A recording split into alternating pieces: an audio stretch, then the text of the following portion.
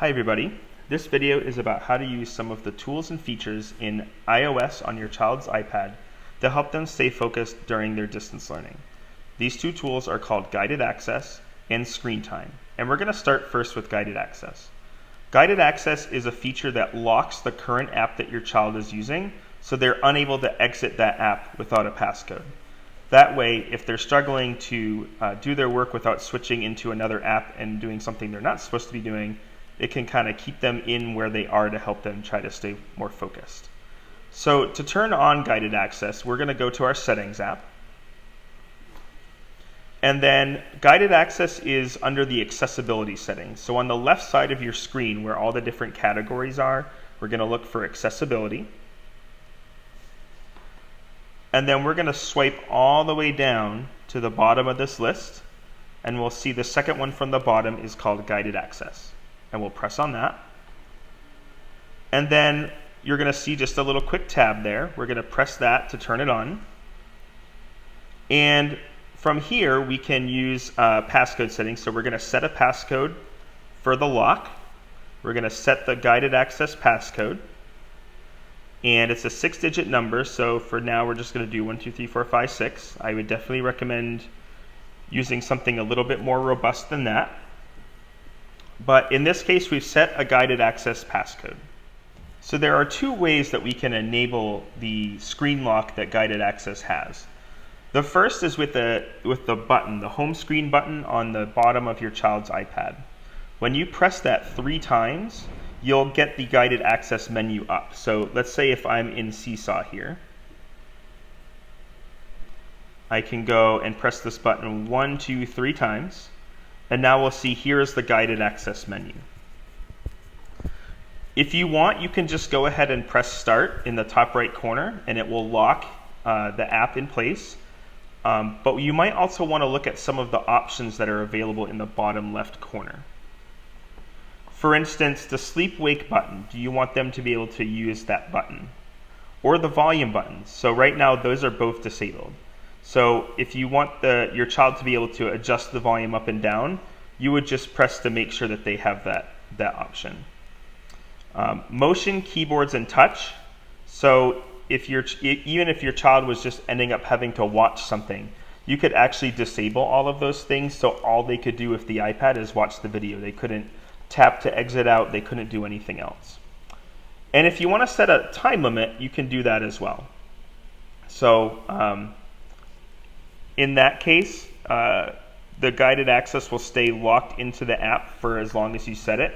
Otherwise, you'll have to manually exit out of Guided Access. So those are some of the different settings that you have. In any case, I'm going to leave these settings as they are, and I'm going to press Start.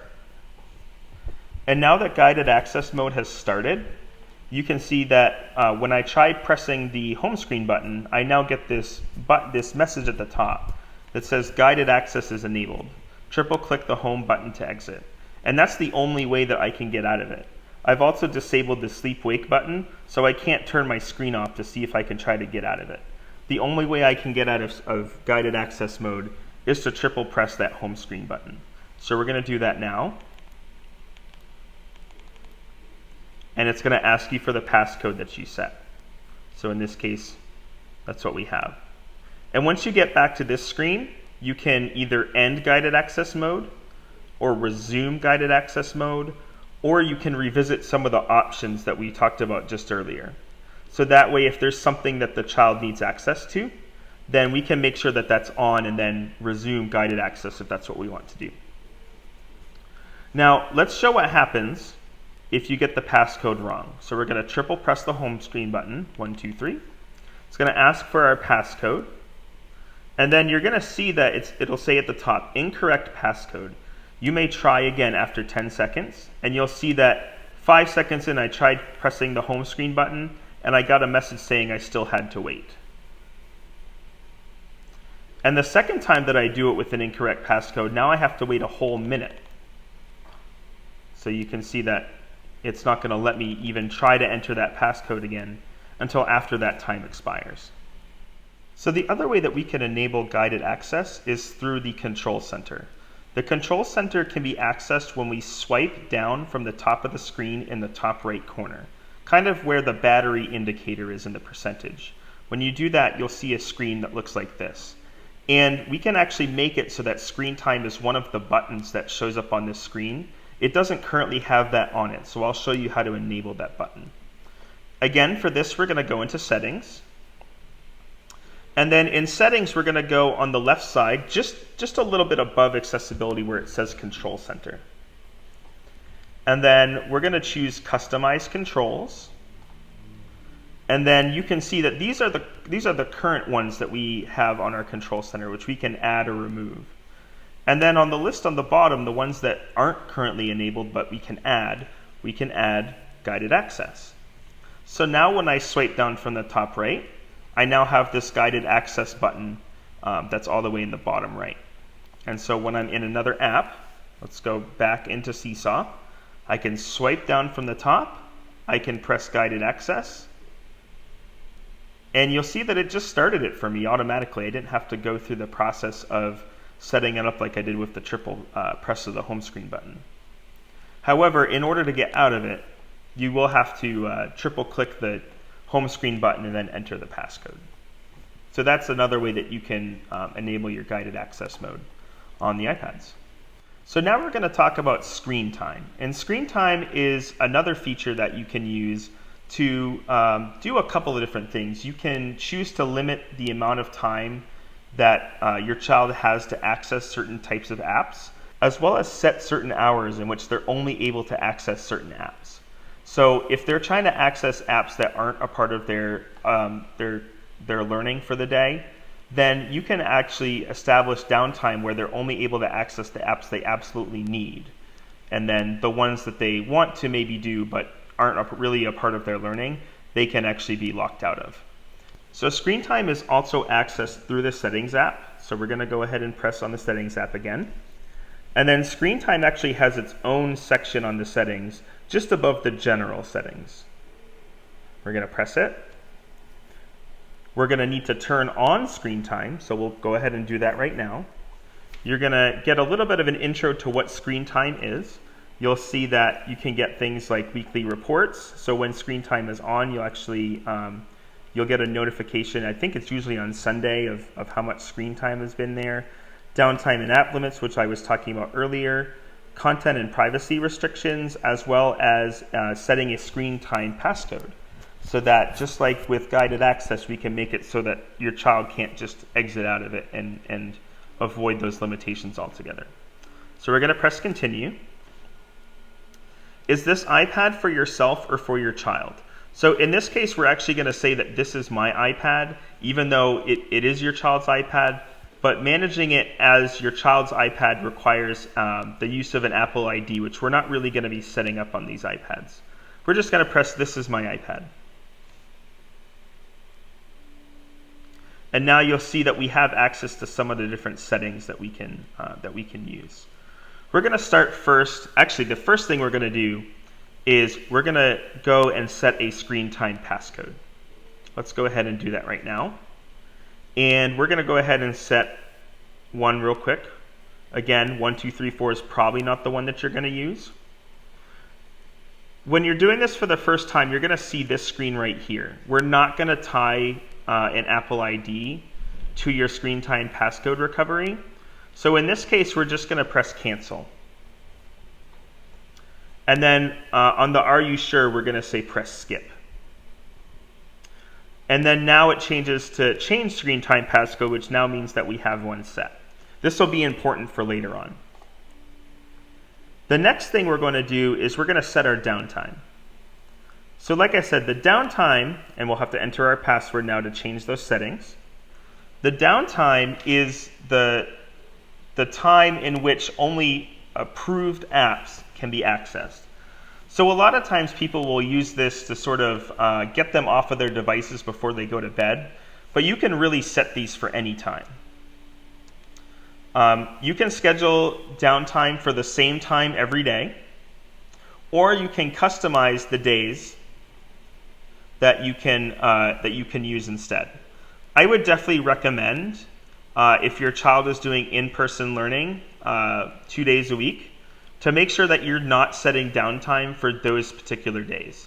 just so that we don't end up in a situation where if your child needs to access an app, but it hasn't been whitelisted, they can't get to it at school because we need to track you down for your passcode. So let's go ahead and set some days here. So maybe for Sunday, we might not necessarily want any screen time restrictions on Sunday.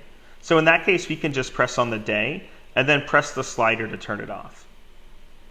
Then on the other days, let's say if your child is remote, doing distance learning on Mondays and Tuesdays, let's go ahead and set a time. So maybe we'll say at 8 o'clock in the morning. Maybe that's about when they'll begin doing their distance learning.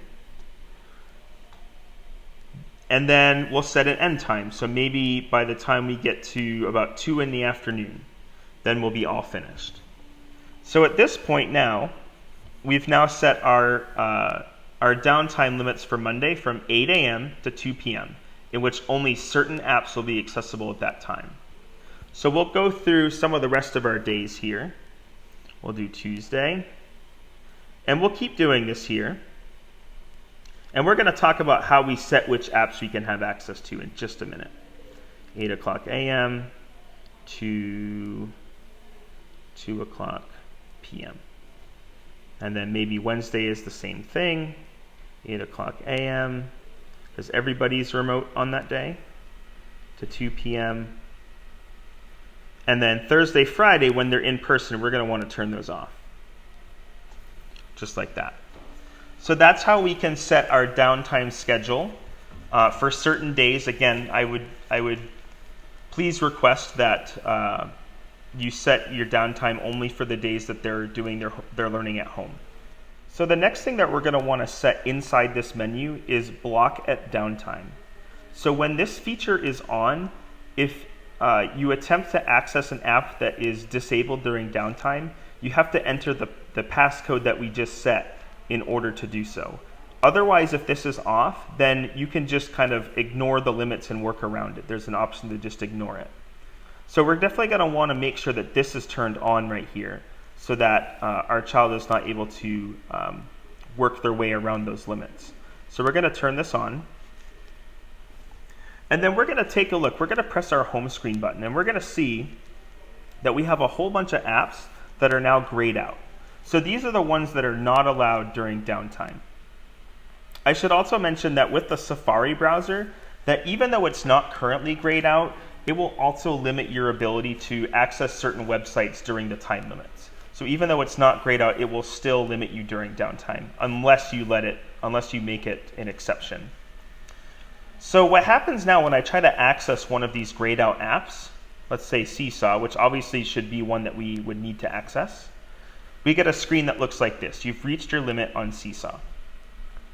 So the child at this point has the option to just press OK, and at that point it just exits them out, brings them back to the home screen, and no matter how many times they do it, it's still going to bring them here.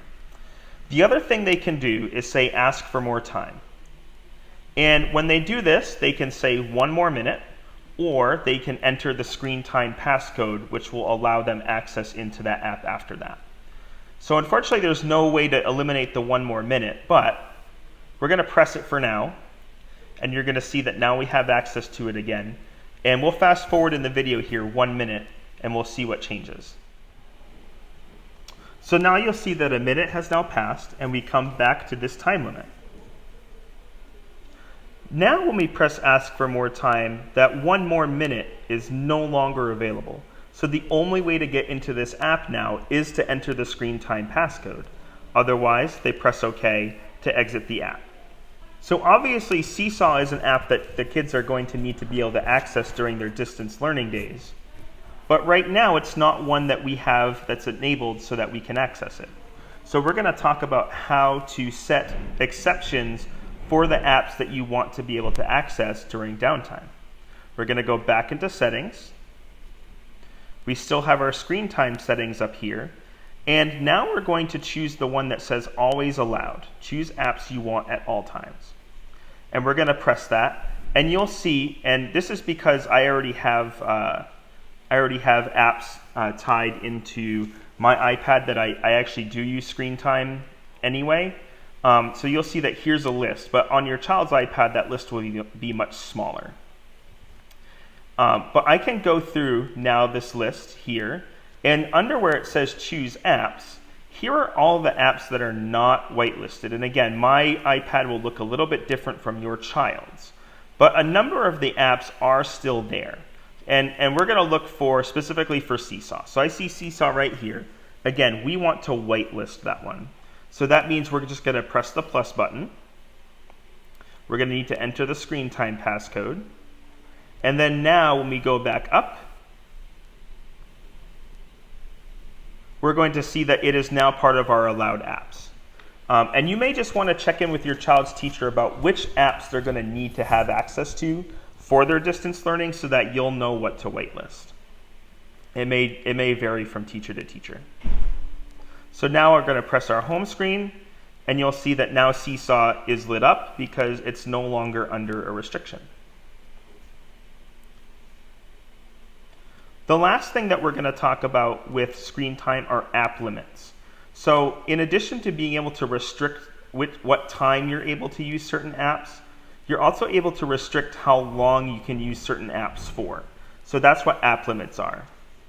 So we're going to go ahead and press add limit.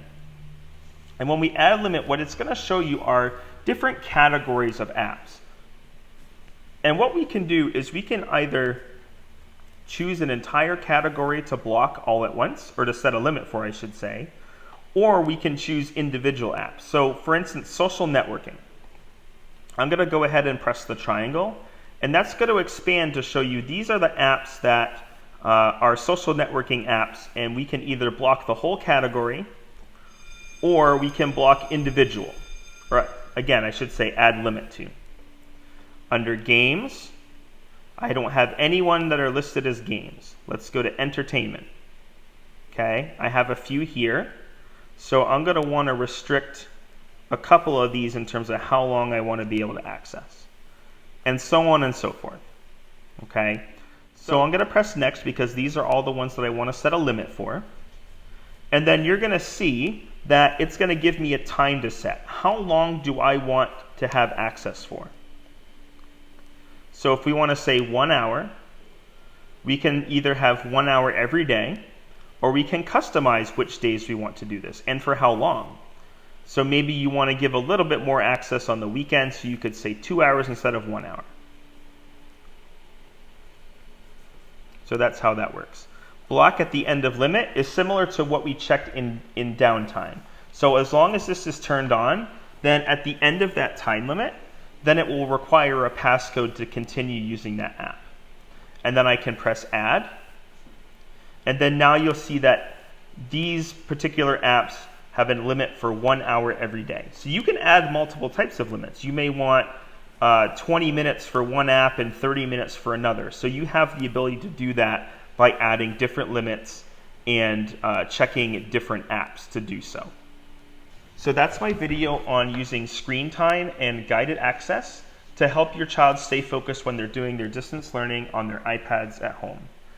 Don't forget that you can contact me by email or by phone if you have any questions about how to do this or anything else on the iPads, and you can always find more tutorials and how-tos on my website. Thank you for watching.